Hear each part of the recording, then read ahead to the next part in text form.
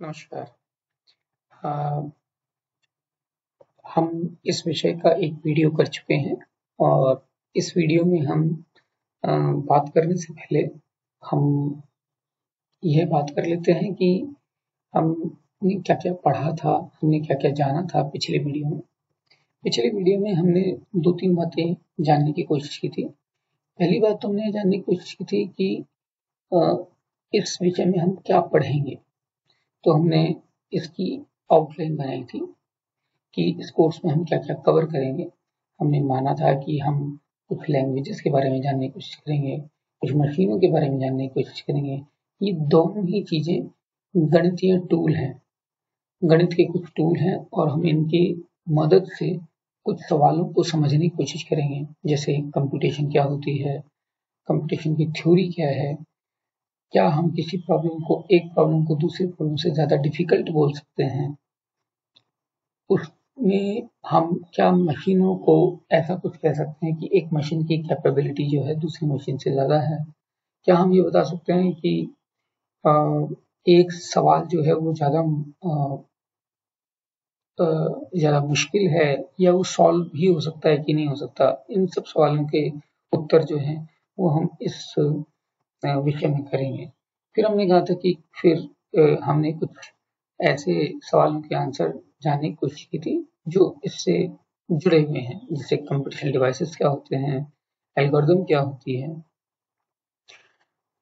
इतना करके अब हम आगे बढ़ने जा रहे हैं फाइनाइट ऑटोमेटा पर। फाइनाइट ऑटोमेटा इसका सिंपलेस्ट मशीन है और इस मशीन में फाइनाइट रिसोर्सेस हैं।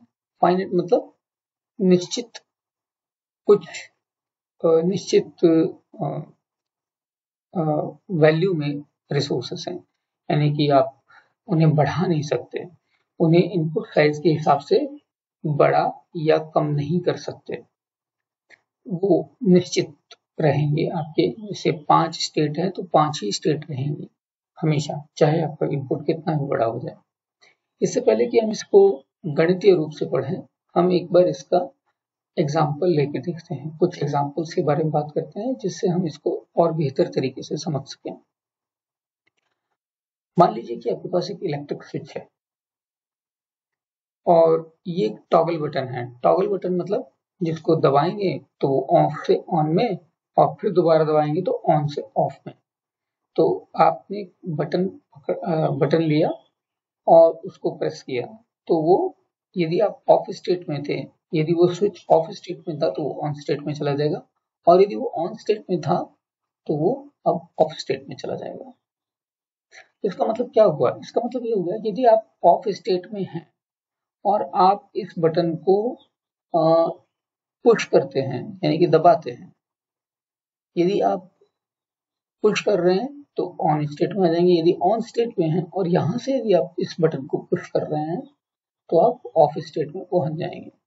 पर इसमें एक खास बात देखने की बात है, वो ये कि यदि ऑफ स्टेट पर है और यदि आपने इसको इवन नंबर ऑफ टाइम्स दबाया, यदि इवन नंबर ऑफ टाइम्स इस बटन को दबाएंगे तो वापस से ऑफ स्टेट में पहुंच जाएंगे।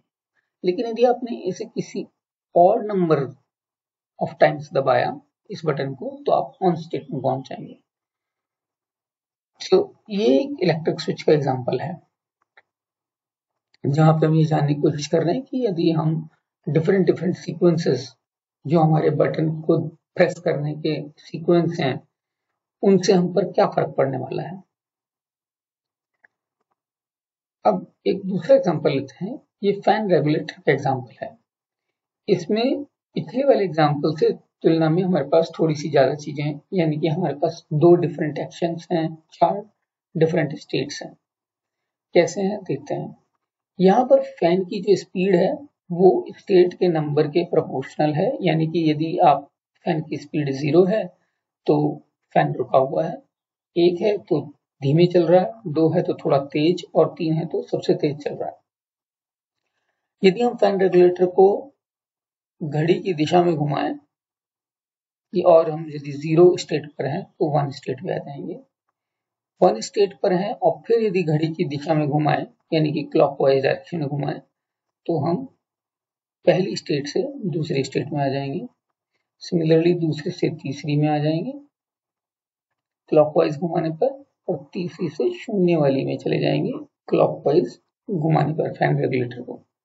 इसी तरीके से यदि हम बात करें कि यदि हम जीरो स्टेट पर हों और हमने एंटी क्लॉकवाइज इस फैन रेगुलेटर को घुमा दिया तो हम 0 से 3 में चले जाएंगे, 0 से 3 में चले जाएंगे। इसी तरीके से 3 से 2 में चले जाएंगे एंटी क्लॉकवाइज घुमाने पर। फैन रेगुलेटर को एंटी क्लॉकवाइज घुमाने पर हम 3 से 2 में, 2 से 1 में और 1 से 0 में ये मूवमेंट हमारा होगा।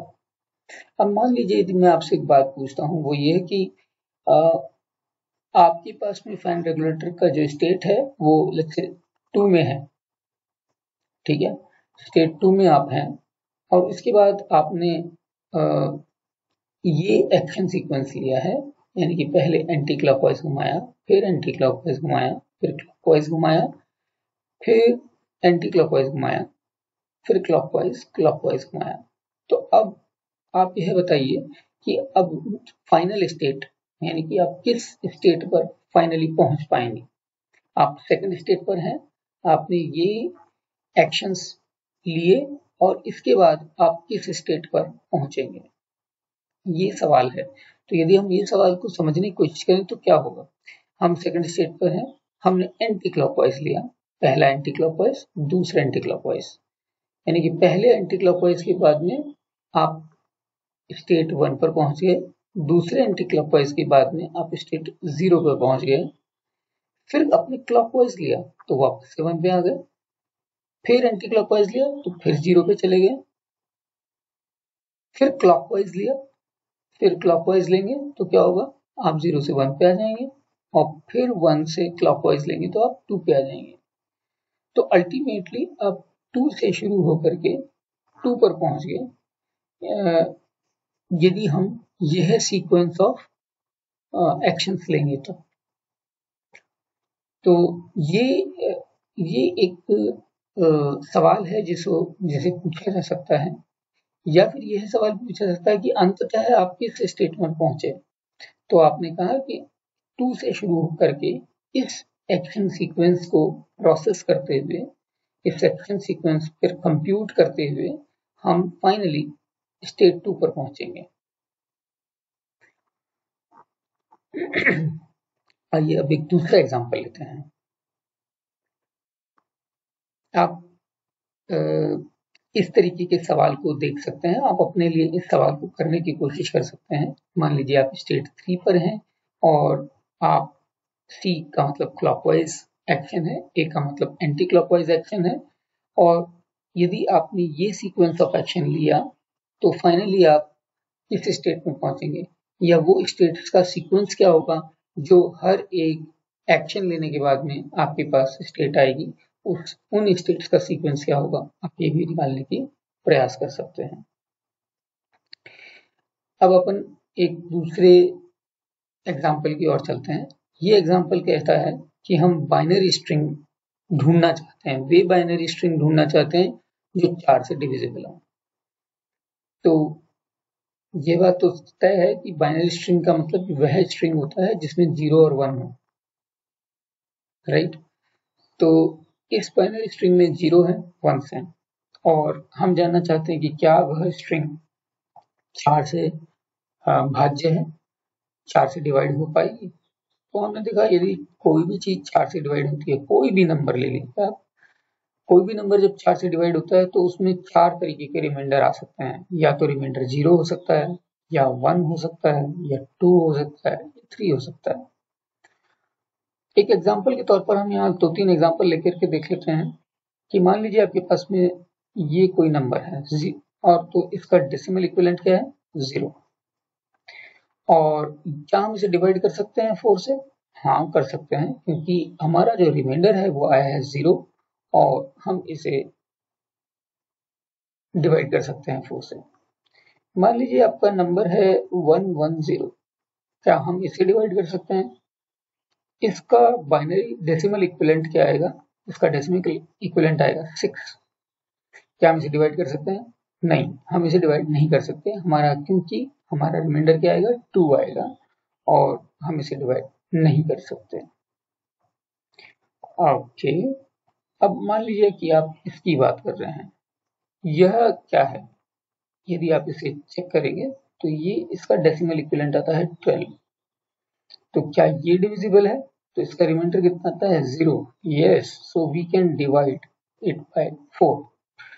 तो हम उन नंबर्स को डिवाइड कर सकते हैं जो कि हम वो नंबर डिविजिबल कहलाएंगे जिनके यदि डिवाइड करने पे हमारा रिमाइंडर 0 आता है, तो उन नंबर्स को हम क्या कहेंगे कि वो 4 से भाज्य हैं या डिविजिबल हैं।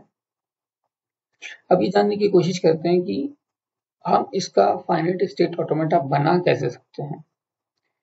तो आप एक बात को देखिएगा कि हमारे पास सिर्फ 4 पॉसिबिलिटीज हैं। क्या क्या पॉसिबिलिटीज हैं? या तो रिमाइंडर 0 हो सकता है, या रिमाइंडर 1 हो सकता है, या रिमाइंडर 2 हो सकता है, या 3 हो सकता है। इनके अलावा कोई और चीज नहीं हो सकती।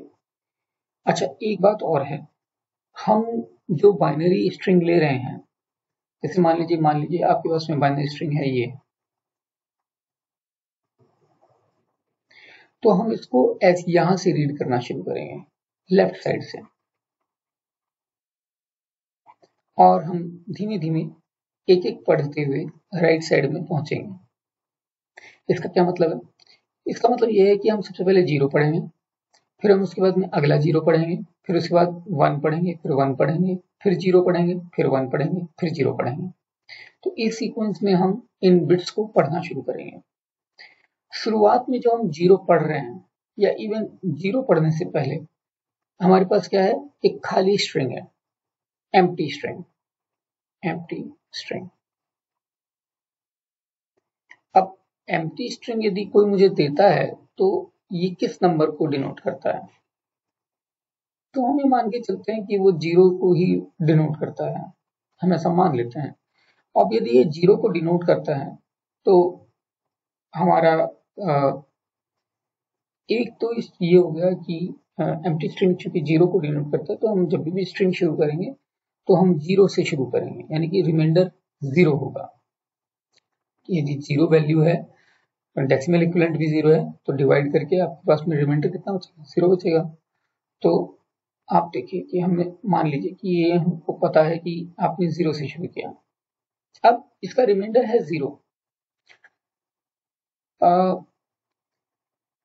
अब यदि हम इसमें एक बिट ऐड कर दें, तो यदि ये 2 बिट यदि हो गई, तो 2 बिट का इक्विवेलेंट कितना आएगा? इसका इक्विवेलेंट भी 0 ही आएगा, और इसका भी रिमाइंडर 0 आएगा। तो हम क्या कह सकते हैं कि 0 से हम यदि चल रहे हैं और हमारे पास अगली बिट जो है वो 0 आती है, तो हम वापस से रिमाइंडर 0 पर ही आ जाएंगे। तो यहाँ पर ये देखने की बात है कि ये जो सर्कल के अंदर मैंने 0 लिखा है, ये मेरा रिमाइंडर बता रहा है। ये क्या बता रहा है? रिमाइंडर।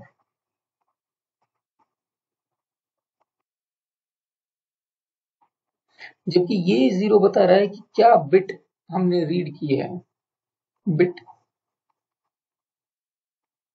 Red, right. हमने कौन सी बिट रीड की है, ये 0 ये बता रहा है। अब यदि अगली बिट 1 आती है, सो हम एग्जांपल के तौर पर नेक्स्ट बिट लेते हैं। नेक्स्ट बिट क्या आ रही है? 1 आ रही है। तो अब हमने 1 यदि हम लेते हैं तो हमारे पास नंबर क्या हो जाएगा? 0 0 1। इसका बाइनरी इक्विवेलेंट क्या होगा? ओ सॉरी, डेसिमल इक्विवेलेंट क्या होगा? 1। तो अब रिमाइंडर हो गया 1। तो अब हम चले गए 1 की तरफ। एक सेकेंड, मैं अपना पेन का रंग चेंज कर लेता हूं, और हम पहुंच गए 1 की तरफ। और क्या रीड करके पहुंचे हैं? हमने बिट रीड की है 1। ठीक है। अब यदि हम 1 पर पहुंच गए हैं, तो हमारे पास में फिर से 2 पॉसिबिलिटी होंगी कि या तो अब हम अगली बिट जो है वो 0 रीड कर सकते हैं या 1 रीड कर सकते हैं। तो हम देखते हैं कि हमारी अगली बिट वास्तव में 1 है, तो हम 1 रीड करेंगे। लेकिन अभी हमारे पास में रिमाइंडर है 1, और यदि 1 रीड करते हैं तो हमारे पास क्या आ जाएगा? हमारे पास आ जाएगा 1 1, और इसका डेसिमल इक्विवेलेंट क्या होता है? 3। तो हमारे पास क्या रिमाइंडर बचेगा, 3 बचेगा। तो हमने 1 को रीड किया और अब हम 3 पर पहुंच गए, ठीक है ना। और यदि हम 0 को रीड करते तो क्या होता, तो ये होता कि वो हमारा नंबर बन जाता 10, जिसका कि डेसिमल इक्विवेलेंट होता 2 और रिमाइंडर भी 2 रहता। तो हम यहाँ पर 2 पे पहुंच जाते हैं 0 को रीड करके।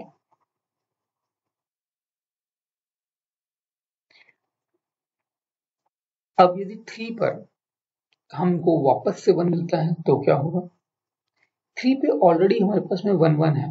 अब यदि हम इसमें एक और 1 ऐड कर देते हैं तो हमारे पास क्या आ जाएगा, 1 1 1। इसका डेसिमल इक्विवेलेंट है 7। यदि हम इसको 4 से डिवाइड करते हैं तो हमारे पास रिमाइंडर क्या बचता है, 3। Very correct. तो हम वापस से कहां पर पहुंच गए, 3 से 3 पर। और यदि 3 से 0 लें तो हमारा कुछ सीक्वेंस बनेगा कुछ ऐसे 1 1 0, यानी कि 6। और 6 से मॉड्यूलो 4 करेंगे वो बस क्या, हम कहां पहुंचेंगे, 2 पर। 2 पर, बहुत बढ़िया। अब हमारे पास में 3 से दोनों हमने एक्शंस ले लिए, हमने 0 वाला एक्शन भी ले लिया और 1 वाला एक्शन भी ले लिया। हमने 1 से भी 0 वाला भी ले लिया, 1 वाला भी ले लिया। 0 से भी हमने 0 वाला भी ले लिया, 1 वाला भी ले लिया। अब हमारे पास 2 से बचा। सो 2 पे 0 आएगा तो क्या होगा, सो 2 पे 0 जाएगा। यदि हम 0 लेंगे तो हम पहुंच जाएंगे 100 पर, जिसका कि डेसिमल इक्विवेलेंट है 4 और रिमाइंडर बचेगा 0। सो 2 से यदि हमारे पास 0 आता है तो हम 0 पे पहुंच जाएंगे और हमारा रिमाइंडर होगा 0। और यदि 1 आता है 2 के ये 10 के बाद में 1 यदि आता है तो बन जाएगा 101 और इसका डेसिमल इक्विवेलेंट होता है 5 और रिमाइंडर बचेगा 1। रिमाइंडर बचेगा 1, तो हम 1 पे चले जाएंगे 1 रीड करके।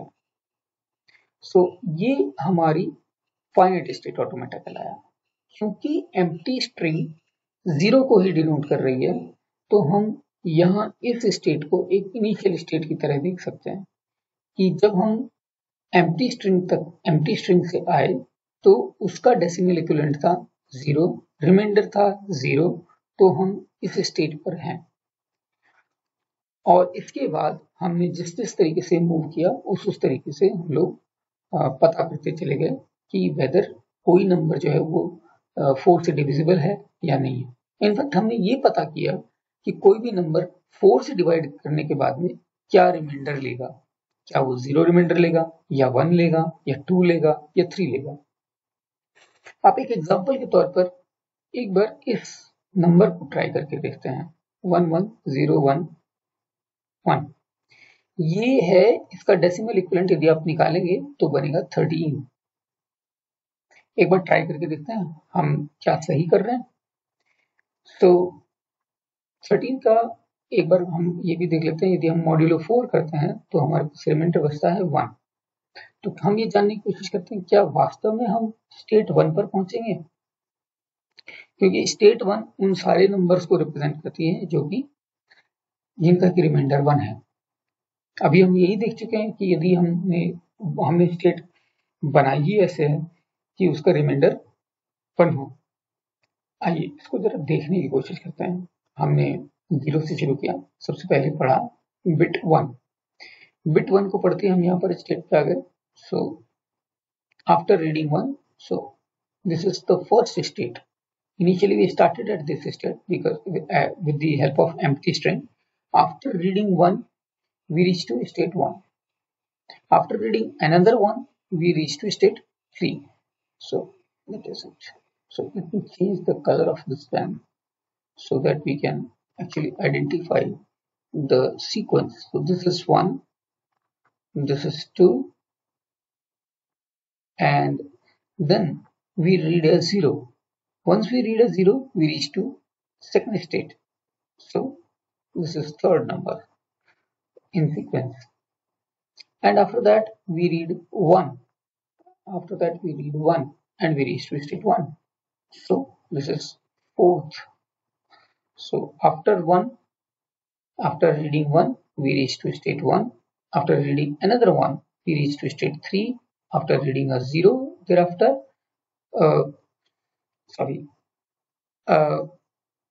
पहले 1 को रीड किया तो हम स्टेट 1 पर पहुंच गए, उसके बाद दोबारा 1 को रीड किया तो हम स्टेट 3 पे पहुंच गए, और फिर दोबारा 0 रीड किया तो स्टेट किससे पहुंच गए, 2 पर पहुंच गए। और अब यदि हम 1 को रीड करते हैं तो हम कहां पर पहुंच जाएंगे, 1 को रीड करने से हम वापस से स्टेट 1 पर पहुंच जाएंगे। तो हमने देखा कि ये जो नंबर हमने निकाला था रिमाइंडर के तौर पर, वही हमें स्टेट नंबर यहाँ पर मिल गया। तो ये मशीन हमें ये बताती है कि कोई भी स्ट्रिंग आप ले लें तो उस स्ट्रिंग को यदि इस मशीन से गुजारेंगे तो आप उस स्टेट पर पहुंचेंगे जितना कि 4 से हमारे पास रिमाइंडर आएगा। लेकिन हम ढूंढने क्या चले थे, हम ढूंढने चले थे वो स्टेट जो 4 से डिविजिबल हो, हम वो स्ट्रिंग्स ढूंढने चले थे जो 4 से भाज्य हो। तो ऑफ कोर्स यदि आप स्टेट 0 पर पहुंचेंगे तो हम उन सारे नंबर्स को पता कर पाएंगे जो कि 4 से भाज्य हैं। तो इनफैक्ट ये हमारी वो स्टेट है जो कि ऐसे संख्याओं को आइडेंटिफाई करेगी। सो ये कौन सी स्टेट है, ये ऐसे स्टेट्स को या ऐसी स्ट्रिंग्स को आइडेंटिफाई करेगी जो 4 से भाज्य हैं, उन बाइनरी स्ट्रिंग्स को आइडेंटिफाई करेगी। ये हमारी स्टार्टिंग स्टेट थी, यानी कि एम्प्टी स्ट्रिंग जब थी तो हमने यहीं से शुरू किया था, और अब हमने जो भी स्ट्रिंग पढ़ी और यदि वो 4 से भाज्य थी तो भी हम यहीं पर पहुंचेंगे। तो ये एक तरीके से दो तरीके की मतलब इस स्टेट में 2 तरीके की क्वालिटीज हैं। पहली क्वालिटी है कि यहाँ से आप स्टार्ट कर सकते हैं क्योंकि एम्प्टी स्ट्रिंग यहीं से आएगी, और दूसरी ये कि ये वो नंबर्स आइडेंटिफाई करेगी जो नंबर हम चाहते थे, यानी कि 4 से भाज्य। एक और एग्जांपल लेके देखते हैं। ये एग्जांपल है बाइनरी स्ट्रिंग्स का जो कि 0 1 पर खत्म होती है। एक बार इसको समझने की कोशिश करते हैं। 0, जब कोई भी स्ट्रिंग की हम बात कर रहे हैं और वो बाइनरी स्ट्रिंग है तो वो इनमें से किसी भी चीज पर बंद हो सकती है, वो 0 0 पे खत्म हो सकती है। आखिरी के 2 जो बिट्स हैं वो या तो 0 0 होंगे या 0 1 हो सकते हैं, या 1 0 हो सकते हैं, या 1 1 हो सकते हैं। तो हम इस मशीन में हम क्या करेंगे, क्योंकि ये चीज देख करके हमें साफ मालूम है कि आखिर के 2 डिजिट की बात हो रही है, तो उससे पहले वाली जितनी भी बिट्स हैं उनसे हमारा कोई लेना देना नहीं है, उनको हम नहीं भी जानते तो चलेगा। इससे हमें फायदा क्या मिलता है, हमें ये पता है कि हम सिर्फ ये जान करके कि आखिर की 2 बिट्स क्या हैं उसी से हम सारा काम चला सकते हैं। यहाँ पर भी हम बाइनरी स्ट्रिंग को लेफ्ट से राइट पढ़ेंगे। तो सपोज कर लीजिए कि आपके पास में 0 1 0 0 1 1 0 है। अब हम इसको लेफ्ट से पढ़ना शुरू करेंगे और राइट की तरफ जाएंगे। बढ़िया। तो इनिशियली स्ट्रिंग हमने जैसे पहले भी बात की थी कि हमें मान के चल लेते हैं कि पहली जो स्ट्रिंग है वो आपकी 0 के इक्विवेलेंट है। तो हम स्टार्टिंग स्टेट 0 को ही मान लेते हैं क्योंकि पहली डिजिट 0 है। ठीक है, इसके बाद मान लीजिए कि आपने 1 को रीड किया तो कहां पर पहुंचे, 0 1 पर। या आप मान लीजिए आप ऐसा भी सोचना चाहते हैं कि नहीं, हम 1 को मान लीजिए कि सिर्फ 1 है तो हम इसको 0 1 की तरह आइडेंटिफाई नहीं करना चाहते। बहुत बढ़िया। तो हम एक काम करते हैं, हम इसमें एम्प्टी स्ट्रिंग नाम की एक स्टेट ले लेते हैं जिससे हम इसको शुरू कर सकते हैं। हम एम्प्टी स्ट्रिंग नाम से एक स्टेट लेते हैं और वहीं से शुरू करते हैं इसे। सो देखते हैं कि कैसे होता है ये। हमने एक एम्प्टी स्ट्रिंग नाम से एक स्टेट ले ली। यदि हम शुरू कर रहे हैं यहाँ से तो हम एम्प्टी स्ट्रिंग से शुरू कर रहे हैं कि एम्प्टी स्ट्रिंग हमने शुरू की, उसके बाद 1 आया तो हम कहाँ पहुंच गए 1 पर, या आपके पास में 0 आया तो हम कहाँ पहुंच जाएंगे, हमें हमें आखिर की 2 डिजिट लर्न करनी है, पर अभी तक तो हमारे पास सिर्फ एक ही डिजिट आई है तो हम बस इतने पे ही पहुंच पाएंगे। इसके बाद क्या, इसके बाद फिर से 1 पे हमें 1 मिल सकता है या 0 मिल सकता है। यदि 1 मिलेगा तो क्या होगा, यदि यहाँ पर हमें 1 मिलता है तो हम पहुंच जाएंगे 1 पर, और यदि यहाँ पर 0 मिलता है तो हम पहुंच जाएंगे 0 मिलता है तो हम पहुंच जाएंगे 1 0 पर। अब यदि हम बात करें 0 की तो 0 से हम कहाँ पहुंच जाएंगे, 0 से 1 लेंगे तो हम पहुंचेंगे 0 से 1 या 0 से 0 ले लेते हैं सपोज कर लीजिए, तो हम पहुंच जाएंगे 0 0 पर, और 0 से 1 लेंगे तो हम पहुंच जाएंगे 0 1 पर। ठीक है, अब देखते हैं आगे क्या होता है। अब यदि हम 1 1 से एक और लेते हैं तो आखिर की 2 डिजिट तो 1 1 ही रह जाएंगी ना, तो हम पहुंचेंगे वापस से इसी पर 1 लेकर के। लेकिन यदि यहां से हम 0 रीड करते हैं तो आखिर के 2 डिजिट क्या हो जाएंगे 1 0, तो हम यहां पहुंचेंगे 0 लेकर के 1 1 से 0 लेकर के हम 1 0 पे पहुंचेंगे। ये आखिर की 2 डिजिट्स जो होंगी, 2 बिट्स जो होंगी वो 1 0 होंगी, तो हम यहां पहुंच जाएंगे 0 लेकर के। और यदि हम 1 0 की बात करें तो 1 0 से 1 लेकर के कहां पहुंचेंगे, 1 0 से 1 लेकर के हम 0 1 पर पहुंच जाएंगे, 1 0 से 1 लेकर के हम 0 1 पर पहुंच जाएंगे, और 1 0 से 1 लेकर के यदि 1 0 पे 1 0 से 0 आ गया तो हम 0 0 पे पहुंच जाएंगे। Very correct. बात करें 0 0 की, यदि हम यहां पर 1 लेते हैं तो कहां पहुंचेंगे, यहां से 1 लेकर के हम पहुंचेंगे 0 1 पर, और 0 लेंगे तो इसी पे घूम जाएंगे। और यदि हम बात इधर की करें कि इसके बाद हमें 1 यदि मिलेगा तो हम पहुंचेंगे 1 1 पर, क्योंकि आखिर की 2 बिट्स बनेंगी 1 1, और यदि यहां से 0 मिलेगा तो हम कहां पहुंचेंगे, हम 1 0 पे पहुंचेंगे। तो यहां से हम निकले और हम 1 0 पर पहुंच गए, राइट। तो अब आप ये देख सकते हैं कि इस तरीके की जो मशीन है, अब आप देख लीजिए इसमें इससे ज्यादा आपको स्टेट्स की जरूरत नहीं पड़ेगी। आप एम्प्टी स्ट्रिंग से शुरू किया, आपने 1 रीड किया, ठीक है, आपने 1 रीड किया, 1 रीड करके आप यहाँ पहुंच गए, फिर उसके बाद 0 रीड किया तो 0 रीड करने से आप यहाँ पहुंच गए, ठीक है। ठीक है, सो ये है आपका 1 0। आपने पहले 1 रीड किया फिर 0 रीड किया तो आप पहुंचे 1 0 पर। अब आप इस स्ट्रिंग से लेके चलते हैं हम लोग, तो सबसे पहले हम एम्प्टी स्ट्रिंग से शुरू किया तो हम यहाँ पर थे, उसके बाद हमने 0 रीड किया, 0 रीड करने से हम यहाँ पर पहुंच गए, ठीक है। So after consuming first digit we reach here, then we got a 1, so we reach here, then we have 0, उसके बाद हमारे पास में 0 आया तो 0 से हम कहाँ पहुंच गए, 0 से हम यहाँ पर पहुंच गए, तो ये हमारी थर्ड स्टेट हो गई। इसके बाद हमने फिर से 0 रीड किए तो यहां से 0 आने पर क्या होगा, हम इस स्टेट पर पहुंच रहे हैं, तो हमारी ये फोर्थ स्टेट आ गई, ठीक है। फोर्थ स्टेट, तो पहली स्टेट, फिर यहाँ पे दूसरी स्टेट, यहाँ पे तीसरी स्टेट, चौथी, पांचवी, छठी और आखिरी में सातवीं। हम देखेंगे 7वें स्टेप पे हम कहाँ पहुंचेंगे, तो हम चौथे स्टेप पे 0 0 पर आ चुके हैं, तो आप आखिरी 2 डिजिट देख सकते हैं, बिट्स देख सकते हैं, ये है 0 0 चौथी स्टेट पर।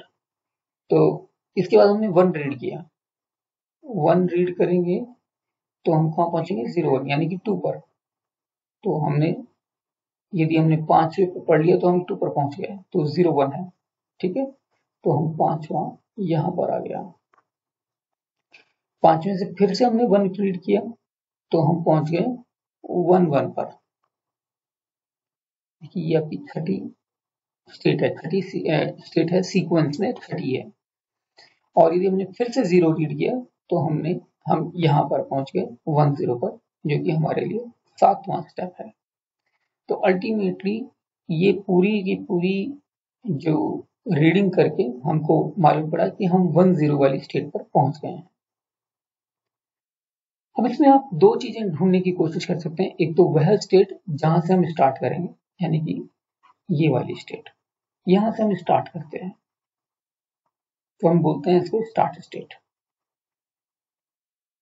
और वो स्टेट कौन सी है जो हम जो स्ट्रिंग चाहते हैं उसको आइडेंटिफाई कर सकें। तो वो स्टेट है आपकी ये वाली, इसको हम बोलते हैं फाइनल स्टेट और identifying state. Final state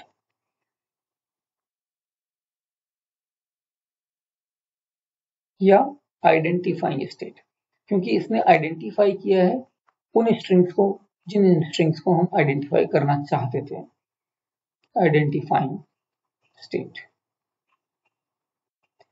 so यहाँ पर ये हमारे लिए बहुत महत्वपूर्ण हो जाती है। इनको हम फाइनल स्टेट भी बोलते हैं और आगे के लेक्चर्स में हम ज्यादातर इसको फाइनल स्टेट ही बोलेंगे। अगले वीडियो में हम पहले मैथमेटिकल बैकग्राउंड पढ़ेंगे और उसके बाद हम फाइनाइट स्टेट ऑटोमेटिक का मैथमेटिकल फॉर्मुलेशन देखेंगे, यानी कि उसको गणितीय भाषा में कैसे लिखते हैं, क्या इसका वास्तव में मतलब होता है, हम इसको किस तरीके से समझ सकते हैं। तो वो सब बातें हम उसके बाद करेंगे। सबसे पहले हम कुछ गणितीय टूल्स वापस से देखने की कोशिश करेंगे, जैसे कि सेट्स, फंक्शंस, कार्टेशियन प्रोडक्ट वगैरह वगैरह। तब तक के लिए धन्यवाद।